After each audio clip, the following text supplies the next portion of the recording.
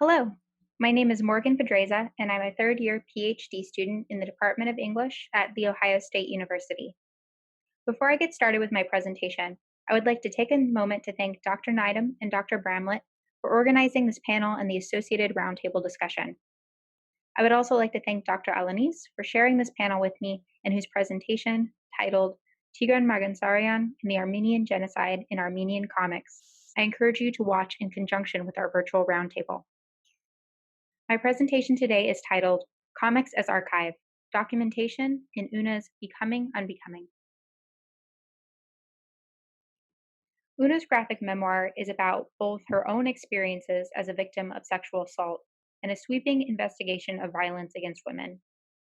The book opens with a dedication to all the others, through which the author positions herself as one life, one of many.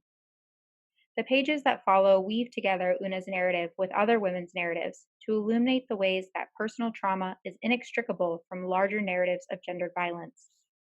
It is this very relationship between Una and the larger group that she identifies with that vexes the author. It's strange how these things do seem to happen right under our noses, and it's odd that one woman, one girl, so often finds it hard to get anyone to listen and believe her, Una writes. In fact, women and girls are typically believed only when they are numerous enough to make it difficult to dismiss them as liars, fanaticists, or sluts. Becoming Unbecoming works to resist the disbelief and dismissal that victims of gendered violence experience. The book documents and organizes the voices of victims through first-person narration, police statements, newspaper headlines, testimony, and other nonfiction documentation, in combination with paper dolls and elusive images and texts of memories, emotions, and dreamscapes, in an effort to curate an impressionable and tenable testament to the ubiquity of gendered violence. Central to Becoming Unbecoming are the victims of Peter Sutcliffe. Known as the Yorkshire Ripper, Sutcliffe murdered 13 women and injured 9 others. Una makes clear the need for a new archive about victims of gendered violence when she explains that, before the end of Sutcliffe's trial, writers began to pick the case apart, searching for interesting perspectives and new angles, resulting in many popular cultural monuments to Sutcliffe. In contrast, there is no memorial to the women he murdered, and now they only exist in the memories of their loved ones, or as blurry mugshots in the numerous books and websites that are made by people fascinated by the man who killed them. Sutcliffe's memorialization and his victims' obfuscation is specifically considered in Becoming Unbecoming, but Una makes it clear that this is only one example among many of the ways that archives of such events are constructed. Charles Meriwether writes that the archive, as distinct from a collection or library, constitutes a repository or ordered system of documents, both verbal and visual, that is the foundation from which history is written. Certainly, Una's documentation and organization of testimonies, statistics, newspaper clippings, police statements and reports, adaptations of photographs, and resources for victims of sexual violence, as well as images and texts that depict emotional states, dreamscapes, and memories, establish Becoming Unbecoming as an archival work. However, Meriwether's definition goes further by emphasizing the reason that the creation and maintenance of archives is so important. If the archive is the foundation from which history is written, then the power of the archive relies on its existence. As Una previously noted in the case of Peter Sutcliffe, there are many cultural monuments that serve to archive his life and actions, but there is no equivalent for the women he murdered. As a result, the history of this man's horrific attacks is written without providing representation to his victims. As Una explains in an interview, if you try to find out anything about these women, it's extremely difficult. They exist basically as 13 mugshots. If you Google it, you get a grid, 13 mugshots of 13 women, and sometimes they're not even the right women on the grid. The erasure of women's voices from historical narratives is the result of gaps in archives that have previously failed to document and preserve their stories. The result is a history shaped by an archive preoccupied with perpetrators and violence in itself.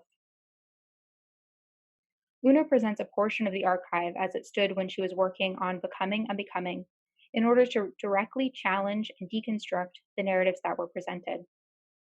The documentation that UNA provides from this extant archive reveals the ways that the experiences reported by victims of gender violence are often ignored, even when stories are transcribed in official records.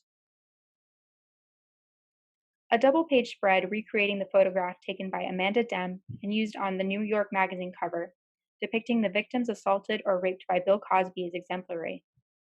Below the image, Una describes 3 different cases in which women's reports of sexual violence were dismissed.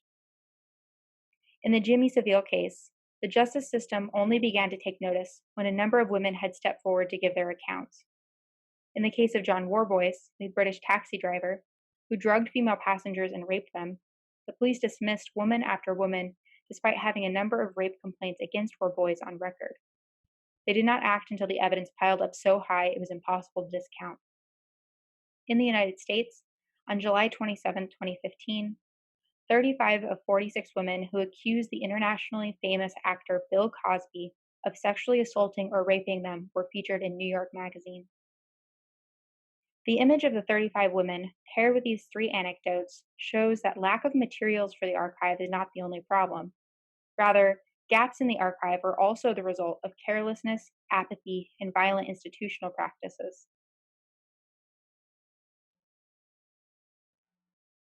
The excerpts of the extant archive that Una presents also reveal that the silencing of women occurs through the language that surrounds them.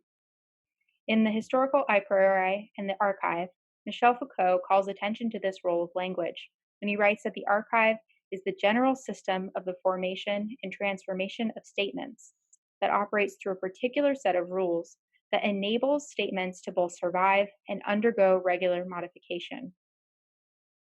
While Meriwether explains that the formation of history relies on the contents of the archive, Foucault asserts that the system establishes and shapes the language surrounding that history. In Becoming Unbecoming, Una shows how women's experiences are not heard, but rather described by others, and this also facilitates the construction of women's voices as they are seen in the archive. In her analysis of the book, Elizabeth Marshall points out that Una is blamed for what happened to her as a child, and further shamed by her peers as well as the adults around her, who call her a slut, a slag, and a whore. Rather than addressing her trauma or its effects on her nascent sexuality, Marshall explains that Una's school and doctor rely on stereotypical scripts about femininity that label her as a deviant. The deeply disturbing language of deviance and shame that surrounds Una as she grows up is revealed to be part of a much larger discourse about women who are victims of gendered violence. 8 pages reproduce more than 30 newspaper clippings in Becoming Unbecoming, and these texts call attention to the language that has dominated narratives about violence against women.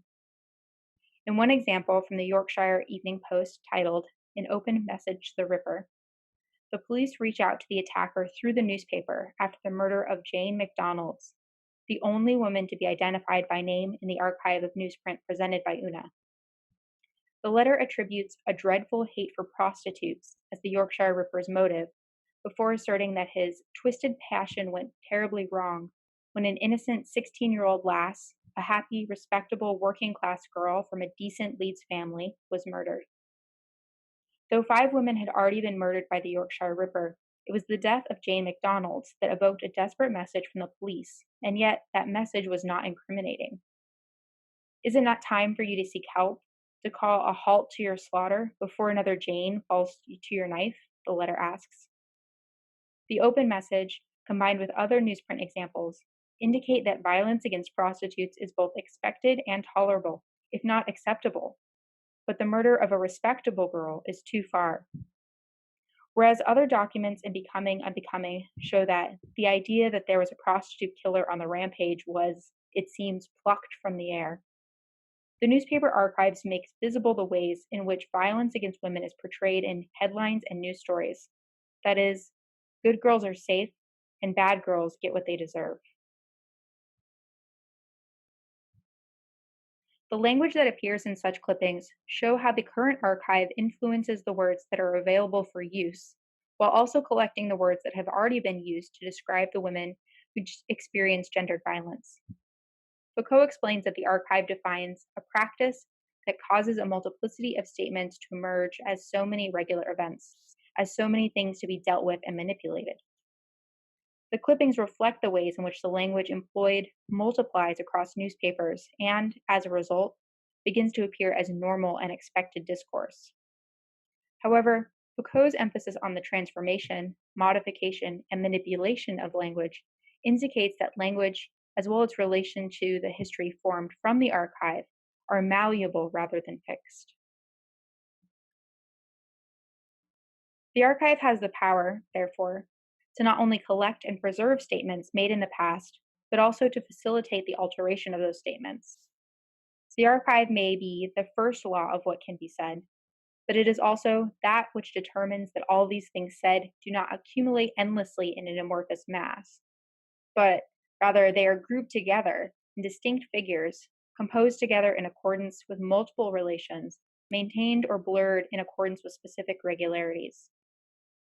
In other words, the archive shapes the language and discourse that surrounds events and experiences, but the archive itself is not stagnant. Rather, maintenance of and engagement with the archive can further support what already exists, but those practices can also create new relations and facilitate new language and discourse. The archive thus reveals the rules of a practice enacted by everything from individuals to institutions that enables statements both to survive and to undergo regular modification. Changes in the practice thus allow changes in the archive, and, by extension, how history and understanding is shaped by that archive.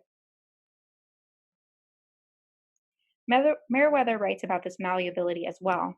Because the archive is not one and the same as forms of remembrance or as history, he explains, it contains the potential to fragment and destabilize either remembrance as recorded or history as written, a sufficient means of providing the last word in the account of what has come to pass.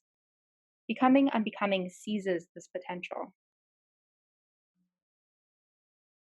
Not only does Una collect examples of documentation within the established archive, she also directly challenges and deconstructs that documentation through positive representations of victims, an amplification of victims' voices, and materials that capture the traumatic experiences of gendered violence beyond their two-dimensional representations as fact, statistics, and reports. In conjunction with Una's first-person narration of her own experience of sexual abuse and violence, Becoming Unbecoming incorporates paper cutouts, portraits, standalone drawings, and visual representations of emotional and mental landscapes that work to capture the slipperiness of words and or text in representing experience.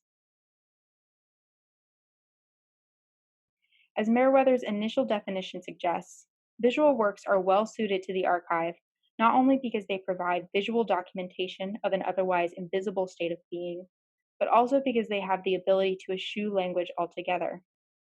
Whereas print documents, including the newspaper clippings, police records, and written statements collected by Una, are inextricable from the process of forming and transforming statements that Foucault describes, many of the images in Becoming Unbecoming appear without accompanying text. Images, therefore, provide further opportunities for imagining possible histories and futures because they are capable of more fluid relations within the archive.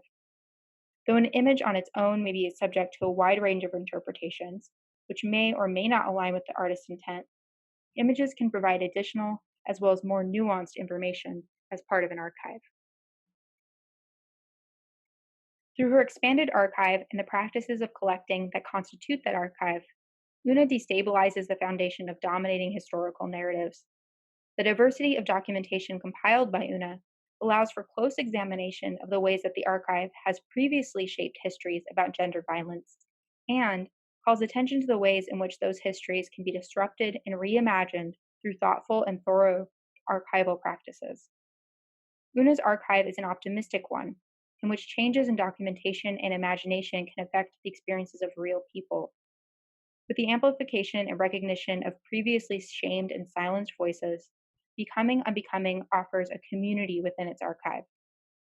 We can talk to one another, offer comfort, strength, and solidarity, and our existence helps other women and girls to join us. The more numerous we are, the harder it will be for the world to ignore us. Thank you for listening and watching my presentation. I look forward to the associated roundtable titled Comics Trauma Representing Violence and Genocide, which will be hosted by ICAF on February 4th, 2021.